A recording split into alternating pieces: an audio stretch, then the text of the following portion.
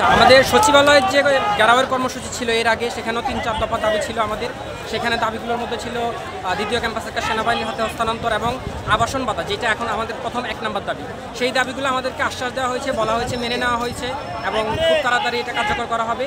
কিন্তু দেখা গিয়েছে এখন পর্যন্ত আবাসনের কোনো ব্যবস্থাই করতে পারেনি এবং সেই প্রেক্ষিতেই কিন্তু আজকের এই নতুন করে আবার আন্দোলন লং মার্চ ঘোষণা করেছে শিক্ষার্থীরা। এটা হচ্ছে মানে শিক্ষার্থীদের আবাসন ভাতা নাই। আপনারা জানেন যে জগন্নাথ বিশ্ববিদ্যালয়ের প্রায় সব শিক্ষার্থী হচ্ছে মেসে থাকে এবং টিউশন করে তাদের অর্থ যোগান করে এবং সে অনেক কষ্ট করে থাকে এবং তাদের ক্লাস করতে পরীক্ষা দিতে অনেক কষ্ট হয়। একজন শিক্ষার্থীর পক্ষে এভাবে চলা সম্ভব না। তো তারা চায় যতদিন পর্যন্ত হল নির্মাণ তো আর চাইলে কালকে হয়ে যাবে না, যতদিন পর্যন্ত হল নির্মাণ না করা হবে ততদিন শিক্ষার্থীদের জন্য আবাসন ভাতা দেওয়া হোক। এইটা প্রায় অনেক প্রকল্পের মাধ্যমে ইউজিসি থেকে দেওয়া হয় অনেক মানে বিশ্ববিদ্যালয়ের শিক্ষার্থীদেরকে। তো সেটা জগন্নাথ বিশ্ববিদ্যালয় দাবি করে।